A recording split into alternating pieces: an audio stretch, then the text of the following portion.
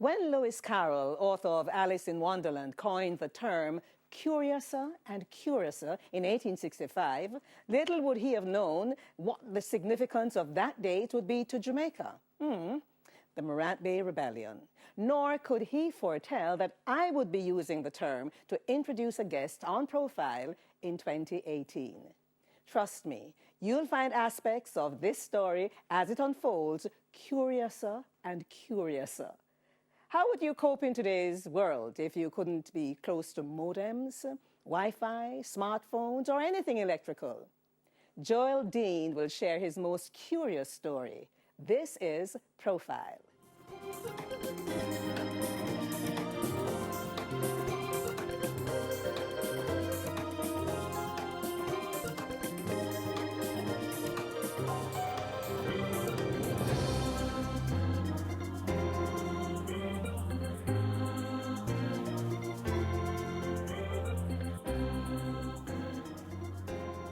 Joel Dean, you are a tech entrepreneur and a software engineer who just cannot hang around things like these. Yes, I am. This is a curious story. How did it start? Well, it started in my final year of university when I was submitting an assignment that was due 12 o'clock on that particular day. And I was using a wireless modem on my bed. And after submitting that assignment, I fell asleep with the modem right beside my head. So at that time, I didn't know that the modem could have had an impact on me. So I left it on the bed, and when I woke up the following morning, I was experiencing a ton load of different symptoms. Such as? I started to feel nauseous. My head was hurting. Tingling sensations on my entire skin, stomach pains.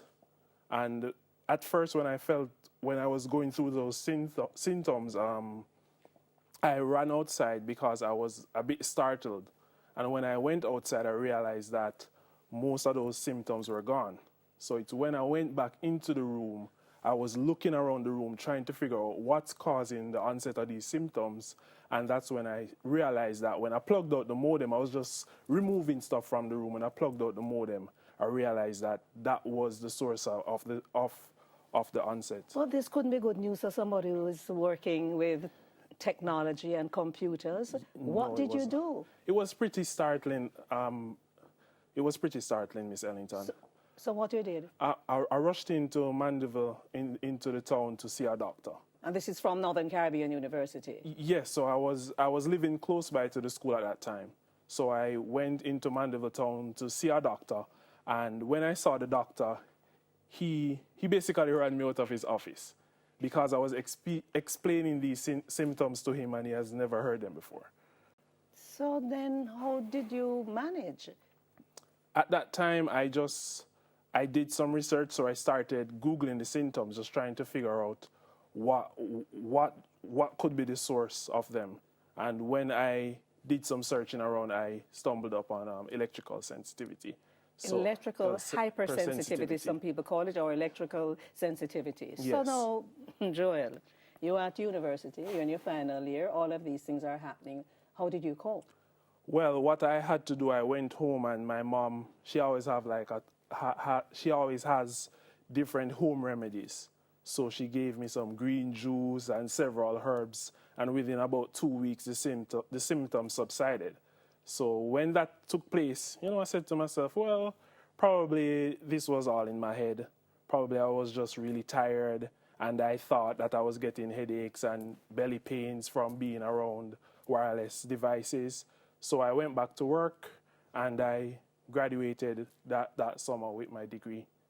So upon graduating, I was offered a job as a software engineer at Northern Caribbean University. And you were happy for that? Yeah, because things were off to a good start. Just leaving university and getting a job as a software engineer. But it didn't last long. No, it didn't. In December of that year, one day while at work, the symptoms returned, and this time they came back worse. Like? What was happening to you? this time around, the tingling sensation was on my entire body. And I was feeling nauseous and really weak when trying to be around my monitor, just trying to work in the days. So no doctor was able to assist you at this point? Well, at that point, I went to my personal doctor. And my personal doctor, he's super exposed.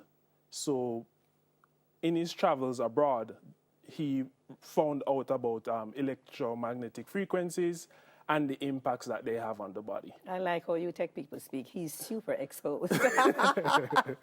Right, so he recognized that this was not in your head. Yes, so he told me that he knew about it and that it's like a modern day illness. So a lot of doctors here probably aren't exposed to it because, you know, when these things are introduced, a lot of persons might not think that they have health impacts. And there has been several studies, but you know, these studies sometimes they don't really reach the entire medical field. Mm-hmm. But it got so bad that you had to isolate yourself and you went off to Gut River in Clarendon. Yes. In about a minute or two, could you tell us what that experience was like? Yes, I had to go to Gut River because I was trying to live at home, but the headaches wouldn't stop, the pain wouldn't stop. So I had to leave my home in Old Harbor, and I eventually ended up in Gut River in Why Clarendon. Gut River? Gut River because when my father was doing the search, he wanted somewhere that was natural. You mean your father doing the search for you, somewhere for you to live? Yes, he drove literally around, I would say, possibly the entire country, just trying to find somewhere that would be safe for me. Because at that time, the doctors didn't know what was taking place. So the only solution was, hey, this guy's experiencing a lot of stuff, so we need to get him out of the environment into a safe place so that he can recoup while we figure this out. So How did you live when you were at Gut River? I was living on a beach, for 9 months. Well, that's fun, eh? At first it seems fun because, you know, the beach is a fun place. But that entire stretch from Milk River to Alligator Pond, that's 14 miles of no electricity, no running water, no transportation, no houses. It was real isolation. So how were you protected from the elements? My father and his co-workers built a hut for me to live in. Yes, a 12 by 12 hut. Because I thought I was just going to be there for like about 3 weeks. I never expected that I would be living there for 9 months. So with the help of, you know, his co-workers and the owners of the property, the Darby family in Yorktown, they assisted and we built a 12 by 12 hut, which was supposed to be temporary. So this Gut River exile that you entered into, you had a girlfriend at the time, who's now your wife, Ayana. Yes.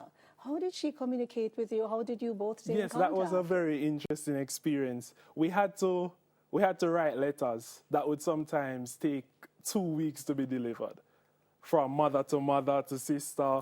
So we had to just keep in touch because we couldn't use any phones. She was all the way in Mandeville, and we just had to keep the love strong amidst all the pain and turmoil. How did she react to all of what you were experiencing?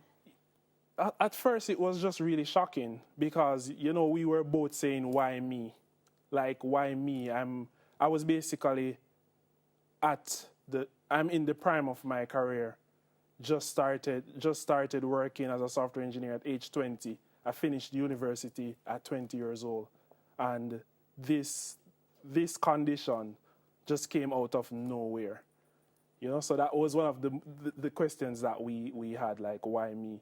And of course, even today, you have to find ways to negotiate the symptoms and the condition, the electrical hypersensitivity. We're going to be taking a break. And when we come back, because you said you were just starting your career as a software engineer, and now you've established yourself as a software engineer, I have. Even with all the challenges that you have experienced. And I can't wait to hear that part of the story. My guest is Joel Dean. This is Profile. So even when there are challenges, you know that you can, in fact, find a way to overcome them. And he had to find all kinds of ways, including him can't use TV, you know, him can't use phone, him can't go near fridge.